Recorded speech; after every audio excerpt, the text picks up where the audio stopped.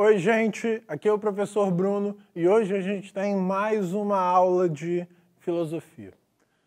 O assunto da aula de hoje, para variar, é mais um assunto que a gente não consegue esgotar em uma aula. Então, separa o seu material, separa a sua caneta, anota as perguntas que você tem, porque essas perguntas vão ajudar você depois a expandir esse assunto que a gente não vai conseguir acabar nessa aula, que é, olha lá na tela, em que consiste ser humano. A investigação filosófica sempre pressupõe a pergunta sobre o que é ser humano. Somos nós, humanos, que fazemos filosofia.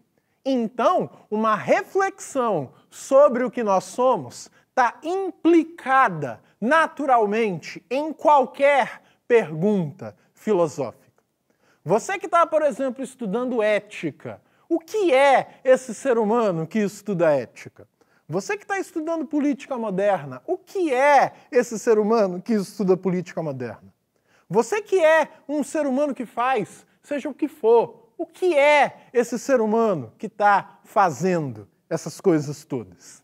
Essa é uma pergunta que está implicada em tudo aquilo que a gente faz e é por isso que ela é tão importante dentro da filosofia.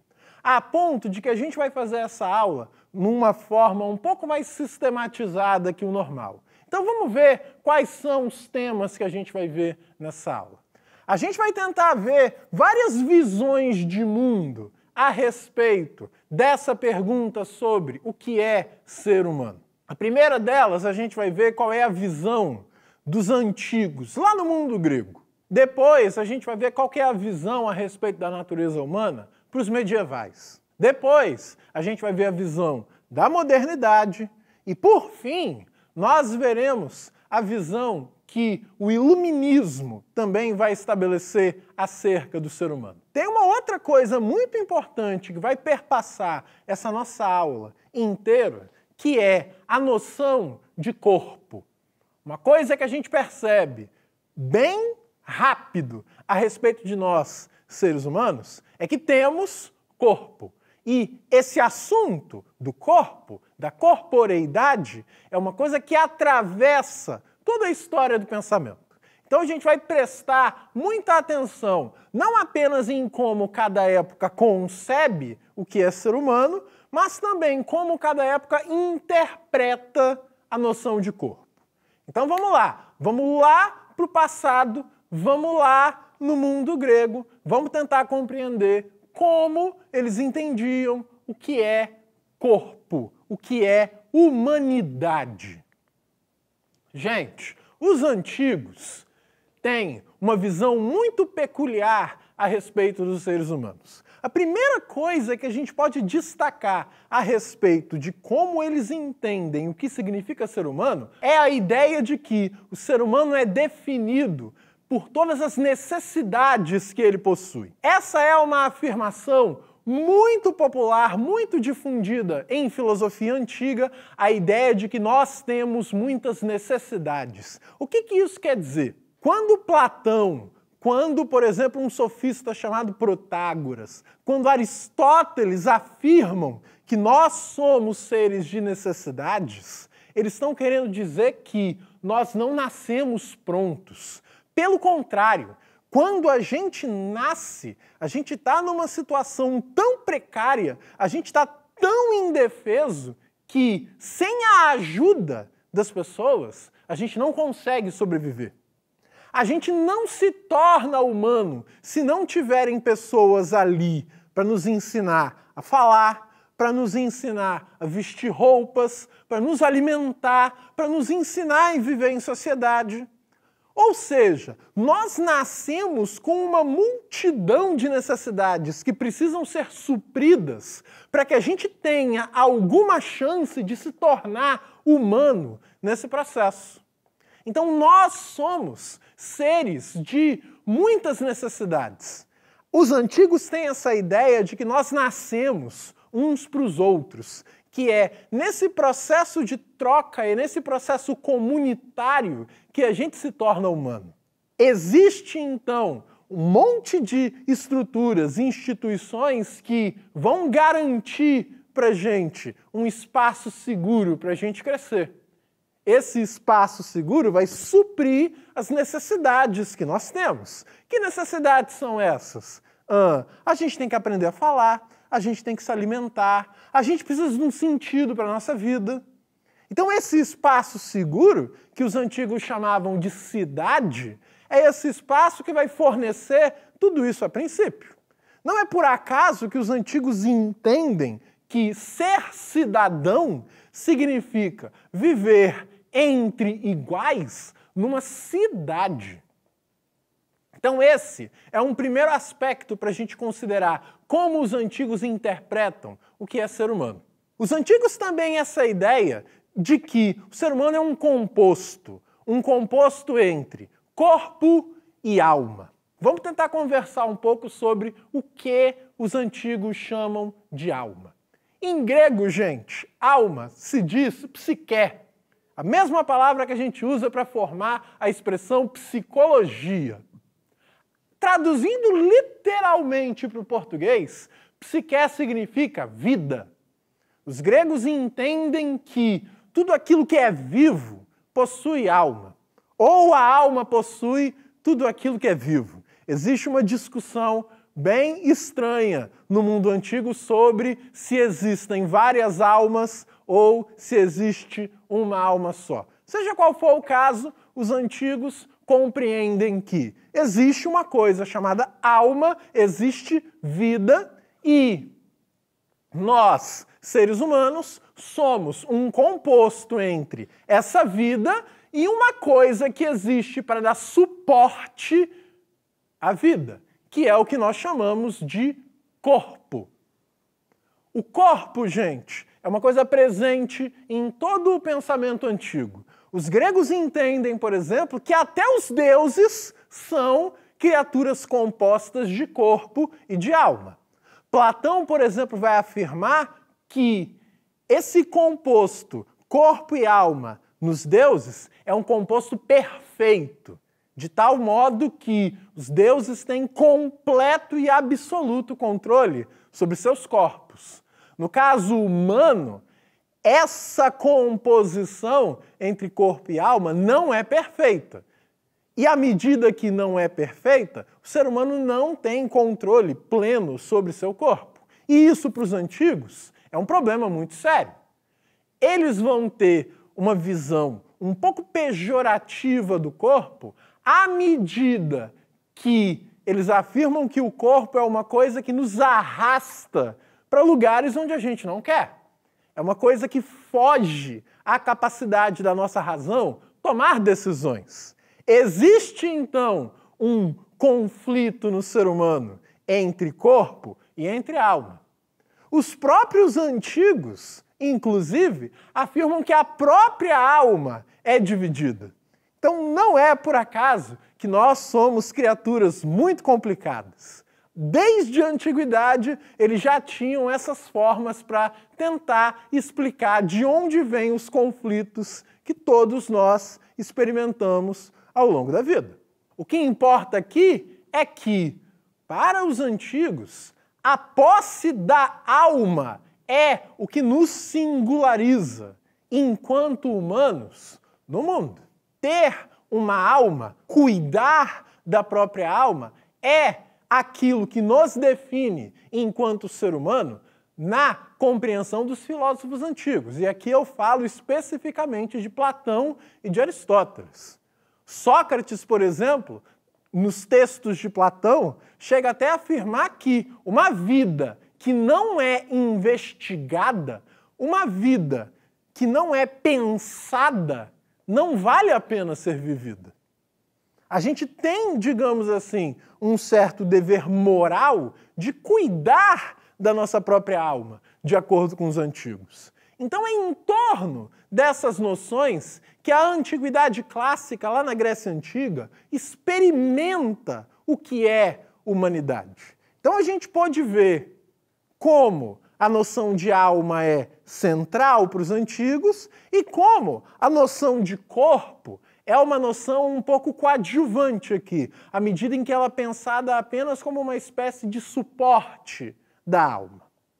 Vamos ver, olha lá na tela, qual é a concepção de humanidade e de corpo para o pensamento medieval. Quando a gente fala, gente, de pensamento medieval, a gente está pensando naqueles filósofos que estão num espaço de tempo entre o fim do Império Romano e o começo da modernidade, ali no Renascimento. Mais precisamente aqui a gente está falando de Agostinho de Hipona e Tomás de Aquino, que são dois pensadores medievais muito clássicos.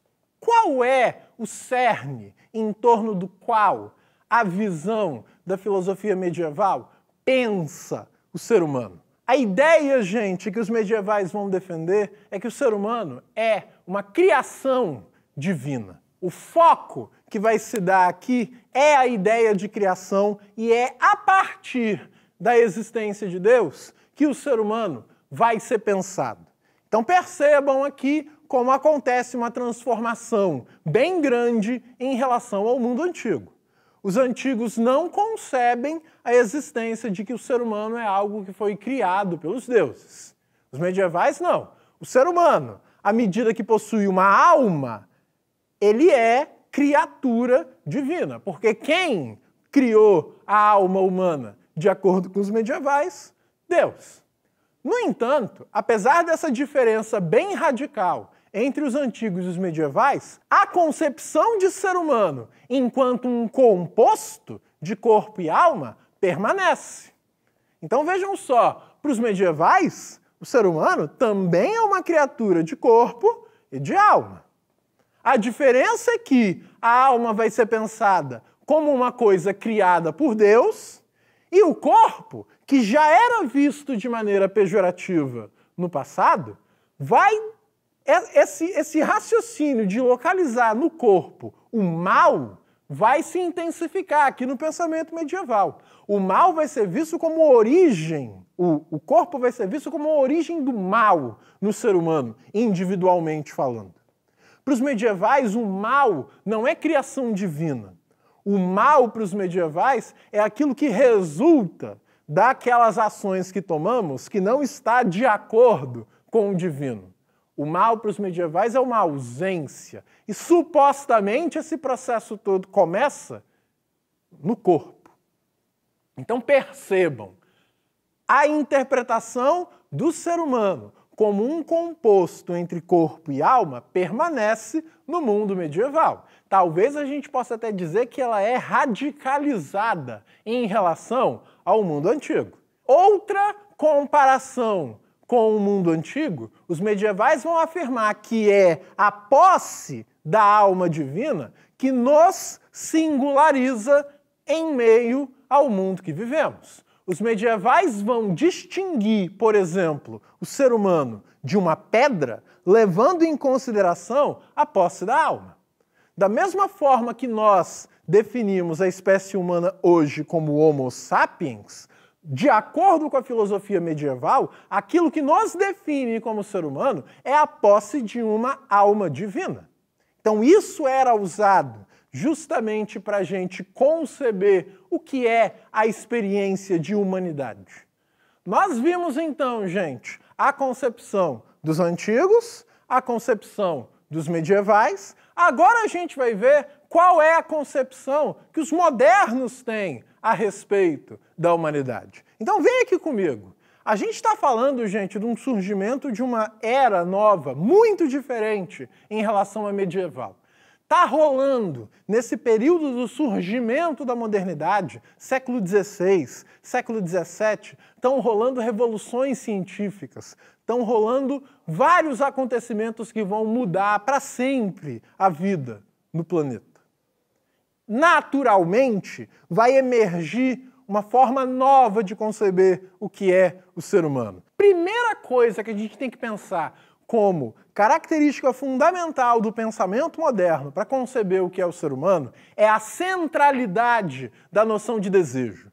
Os modernos vão entender que o ser humano é uma criatura movida por desejos. E isso é uma mudança muito importante em relação ao mundo antigo. e ao mundo medieval. Vamos lembrar, o mundo antigo e o mundo medieval entendiam que a noção de alma é aquilo que nos singulariza, que é a partir da noção de alma que a gente entende o que é o ser humano.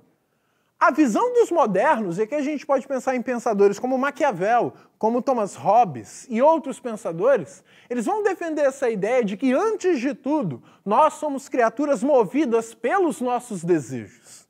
A gente não está mais falando, então, daquela noção de alma, significando vida, como sendo o principal motor do ser humano. O que move o ser humano é cada um dos desejos que ele tem. E o ser humano é uma criatura cheia de desejos.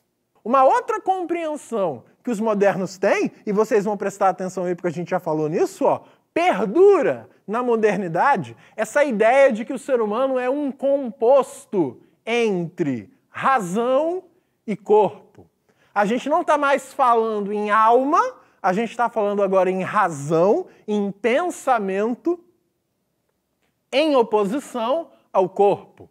Descartes vai vender essa ideia de que nós somos, por um lado, seres pensantes, temos a capacidade de pensar, somos seres pensantes, mas também temos corpo. Descartes chama o corpo de coisa extensa. E para Descartes, extensão é uma coisa que obedece às leis da mecânica. Ou seja, Descartes interpreta tudo aquilo que tem corpo como se fosse uma grande máquina. E a esperança de Descartes é de que, conhecendo as leis da física, conhecendo as leis que operam essa máquina, eu posso decifrar tudo o que existe a respeito do ser humano. Ilustrar isso com uma pequena história para vocês. Na modernidade, especialmente no século XVI e século XVII, antes do desenvolvimento desses pensamentos, era uma prática muito comum nos europeus de submeter animais a julgamento. Se por acaso um animal fez alguma coisa que prejudicou alguém, esse animal era levado a julgamento. É muito comum uma história de que ratos de uma cidade foram acusados de prejudicar a plantação de um dos fazendeiros. Esse cara foi à justiça acusar esses ratos. Um advogado, Bartolomeu de Chaussene, ele desejando adquirir fama, desejando que as pessoas soubessem de que ele era um grande advogado, ele se propôs a defender esses ratos em júri. A gente tem isso registrado, gente, isso existe. Quando Descartes lança essa ideia de que o corpo é uma grande máquina, as pessoas passam a pensar assim, ok, então os ratos eles não destruíram a plantação por vontade própria, não era intenção deles fazer isso, então não tem por que a gente submeter eles a julgamento. Então olha como essa noção muito simples transforma as nossas práticas de vida. Vamos lá para o terceiro item que define a experiência de ser humano na modernidade, que é a ideia de que nós somos animais racionais. O ser humano vai ser uma criatura que não é mais composta de corpo e alma, ela vai ser composta de razão e corpo, e a modernidade vai decidir que é a razão que nos singulariza enquanto seres humanos. Vocês notam, então, que, ainda que a versão moderna da interpretação sobre o ser humano seja bem diferente da antiga e da medieval, a gente consegue perceber algumas semelhanças. Que semelhanças são essas? A gente pode reunir essas três visões de mundo num nome, que é o que vai aparecer na tela para vocês agora, que é metafísica. Vamos tentar entender o que é metafísica. A palavra metafísica é grega e, se a gente for tentar traduzir ela literalmente, ela significa além, esse prefixo meta significa além, e o física quer dizer física. Metafísica é uma coisa que está para além do físico. Todas essas interpretações que a gente viu aqui sobre o ser humano são interpretações metafísicas. E quais são as características de uma interpretação metafísica? Olha lá na tela. Primeira grande característica de uma interpretação metafísica é de que existe uma crença na existência de uma verdade objetiva a respeito da humanidade. Cada uma dessas eras históricas entende que existe uma verdade objetiva, absoluta, sobre o que é o ser humano. Mesmo que seja muito difícil a gente achar qual é essa verdade, cada uma dessas eras entende que existe uma verdade sobre isso. Existe uma verdade sobre isso, as outras não são. Então, primeira grande característica de um pensamento metafísico é de que ele supõe a existência de verdades objetivas. E a segunda característica, olha lá na tela, é a de que o ser humano possui alguma característica especial a partir da qual ele consegue encontrar e capturar essa verdade. Então, com base, gente, nessa definição, vamos pensar em cada uma das três que a gente viu. Ó. Em cada uma das três existe uma verdade sobre o que é o ser humano. Cada uma das três, por exemplo, supõe que o ser humano é um composto de corpo e alma. Cada uma das três pensa da sua própria maneira o que é a felicidade, o que é a vida boa, como você deve viver politicamente. Então eles têm essa ideia de que existem verdades objetivas e cada uma delas entende que o ser humano possui uma característica especial, digamos assim, que faz com que ele ou só ela, capture a verdade. Para os antigos, essa coisa especial é a alma, para os medievais é essa alma criada por Deus e para os modernos é a razão. Nós temos aqui, então, três visões metafísicas sobre o que é a humanidade. E a gente vai ver agora uma última. A gente vai ver como o iluminismo vai conceber o que é humanidade. Isso, gente, é muito importante. Isso aqui tem consequências muito radicais para a nossa vida hoje. Vou tentar mostrar para vocês. O iluminismo, gente, é um movimento que explode na Europa no século XVIII, assim, em torno da Revolução Francesa, justamente defendendo a ideia de que existem caracteres universais a respeito da natureza humana.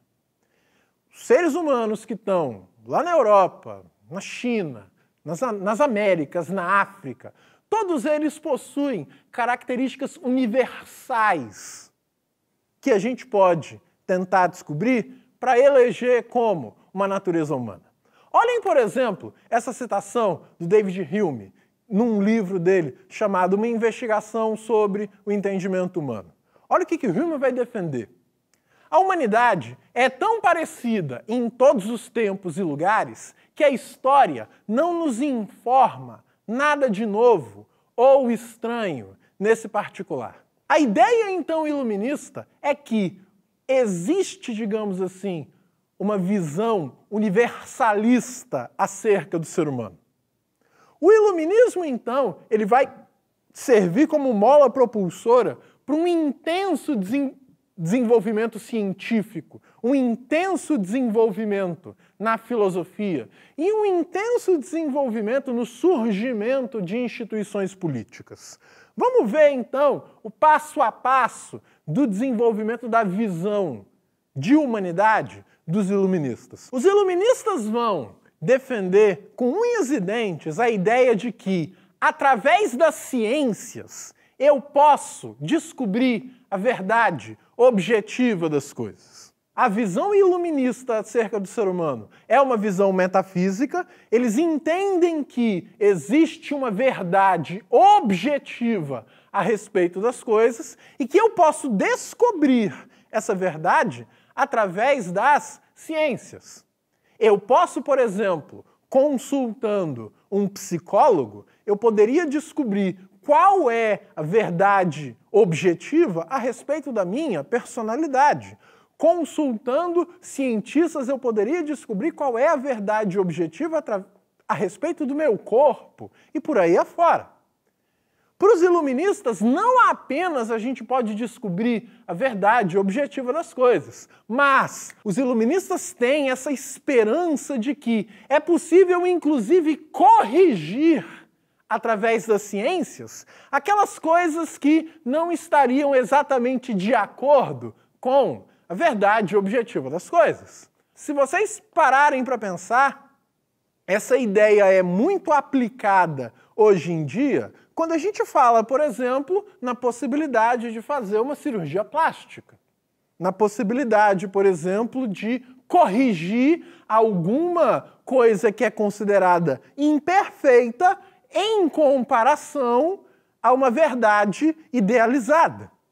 Olha então como o iluminismo carrega essa fé, essa esperança de que a ciência pode, inclusive, corrigir o mundo, corrigir as coisas, corrigir a natureza.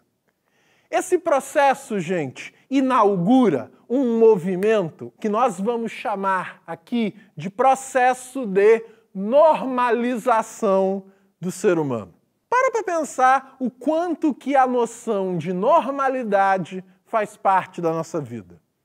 A gente fica se perguntando o tempo inteiro se nós somos normais ou se não somos normais. Mas o que diabos significa normal? O pensamento iluminista, seguindo esses passos que a gente viu até agora, ele inaugura um processo de normalização do ser humano à medida que ele define o que é normal por um processo de exclusão. Isso quer dizer que ele primeiro define aquilo que é anormal e, em oposição ao anormal, o normal é definido.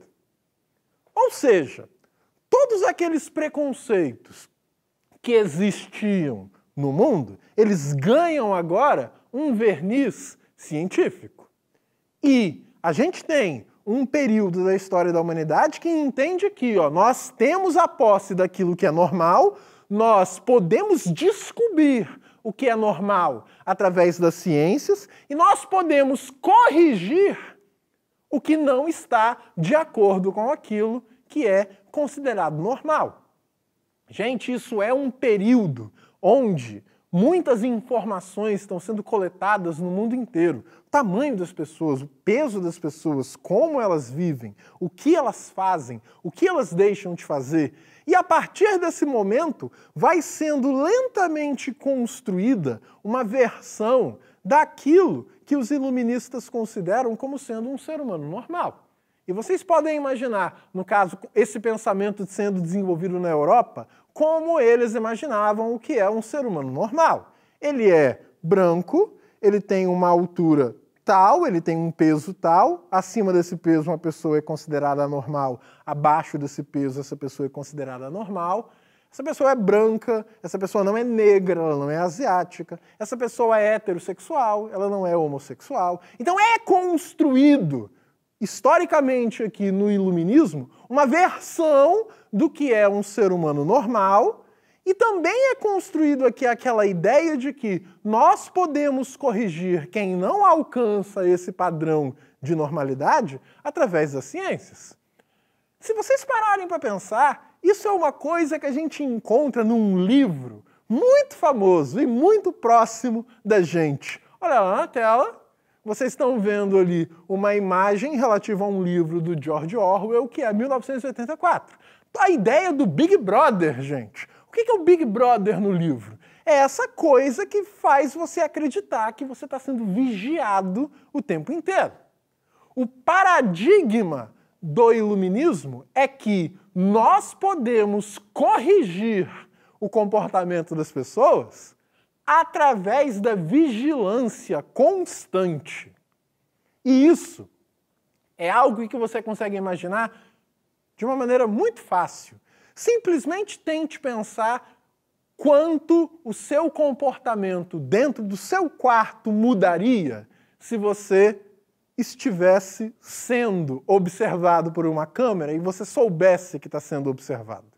Você pode ter certeza que muitas coisas que você faria, você não vai fazer mais. Simplesmente pelo fato de você acreditar que está sendo observado. Esse paradigma, então, preenche a nossa história de uma maneira muito decisiva. A normalização, através da história, a gente observa a partir dessas ideias iluministas. O processo de colonização que os europeus imporam a outros cantos do mundo é decisivo para a gente levar esse processo de imposição de um padrão do que significa ser humano para outros países. Se costuma dizer, por exemplo, na filosofia, que nós filosofamos como os europeus filosofam. E existe um grande movimento na filosofia para tentar conceber e pensar uma filosofia que é brasileira, e não uma filosofia que simplesmente imita o que vem de fora. Se vocês pararem para pensar, existe toda uma visão do que consiste ser humano que vem de fora para a gente. A gente, por exemplo, não pega muita influência dos nossos ancestrais negros, dos nossos ancestrais indígenas. A gente tende a pensar o que é o ser humano a partir da nossa herança europeia. Então olha como esse processo de normalização faz parte da nossa história hoje, agora. Além disso, gente, através desse raciocínio da vigilância como instrumento que a gente utiliza para corrigir as pessoas, vão nascer várias instituições a partir dessa ideia de que, através da vigilância, eu normalizo uma pessoa. Que instituições são essas? As prisões, os hospitais, as escolas. A primeira prisão, gente, moderna da história da humanidade, ela foi criada para abrigar trabalhadores que não conseguiram se adaptar ao uso das máquinas em plena Revolução Industrial. Esses trabalhadores eram enviados para essas instituições para eles serem ressocializados, e ressocialização aqui significa você vai aprender a trabalhar com as máquinas. Se não aprender a trabalhar com as máquinas, você vai ficar aqui até você aprender. Nos hospitais tem esses profissionais que vão o tempo inteiro tentar avaliar se a gente está na medida certa, se a gente está no peso certo, e se alguma coisa fugir do normal, ações vão ser feitas. Essas características que fogem a esse padrão, elas vão ser tratadas como se fosse uma doença. Doença que a gente tem que pensar como algo que pode ser corrigido, cientificamente falando. E a própria escola. Se a gente não tomar cuidado no modo, por exemplo, como a gente experimenta o que é uma escola, a escola pode ser simplesmente um lugar onde a gente simplesmente impõe uma visão de normalidade. A gente tem, por exemplo, um pensador chamado Michel Foucault, onde ele entende o que é uma escola como um lugar onde você ensina pessoas a ficarem sentadas o tempo inteiro. Isso é um modo de impor uma visão normal acerca do ser humano. Diga-se de passagem, uma visão muito perigosa. Qualquer professor que se preze já ouviu isso e tenta, na medida do possível, tomar todo cuidado para que a sua aula, para que a sua escola não seja esse ambiente que normaliza as pessoas. Tudo isso, gente, para mostrar para vocês como que muitas formas de preconceito que já existiam antes do desenvolvimento do boom do iluminismo, todas essas formas de preconceito ganham um verniz científico a partir do desenvolvimento do pensamento iluminista. Para ilustrar com um exemplo, na Itália existe um antropólogo e biólogo chamado Lombroso. Lombroso vai desenvolver uma teoria tentando imaginar quais são as características de uma pessoa que comete crime, quais são as características de um criminoso. Ele imagina que é possível você determinar, biologicamente falando, se uma pessoa é mais propensa a cometer crime ou não. E vocês vão perceber que o raciocínio do Lombroso é absurdamente racista e preconceituoso, porque ele vai conceber que as pessoas que são mais propensas a cometer crimes são ou negros ou pessoas mestiças. Só que, como isso tem um verniz científico, por muito tempo as pessoas ouviam isso e pensavam, pô, isso é ciência, isso é sério. Quando, na verdade, é um tipo de pensamento assustador. Então percebam como que os preconceitos que existiam antes do iluminismo, como que eles ganham esse verniz científico e como eles passam a ser impostos mundo afora através desse processo de normalização. Vamos então agora fazer uma rápida retomada do que a gente viu nessa aula. As visões de mundo a respeito da noção de humanidade ao longo da história. Nós vimos que a visão antiga, medieval e a moderna, e também a noção iluminista, elas são formas metafísicas de conceber o que é o ser humano. Nós vimos como que o processo do iluminismo concebe o que é o ser humano, e nós vimos como que esse processo resulta também num movimento de normalização. Galera, não é por acaso que muitos filósofos hoje tentam conceber uma visão do que é o ser humano contra as ideias do iluminismo. A gente tenta conceber hoje visões de mundo e visões de humanidade que deem espaço para diferentes formas de ser humano. A gente tenta conceber visões de mundo hoje onde o diferente não é simplesmente tratado como anormal. Tem muitos pensadores hoje em dia que tentam ir contra esse movimento. Mas é claro, é evidente, para a gente ir contra ele, a gente precisa conhecer ele muito de perto. E esse foi um dos objetivos dessa aula. A gente tentar ver quais são, o que caracteriza essa visão de mundo metafísica a respeito do ser humano. Então faça as suas anotações, estude, reúna as suas perguntas, a partir das suas perguntas estude mais sobre esse assunto. Galera, é isso, a gente fica por aqui hoje. Um grande abraço para os meus colegas professores e para os estudantes e até a próxima.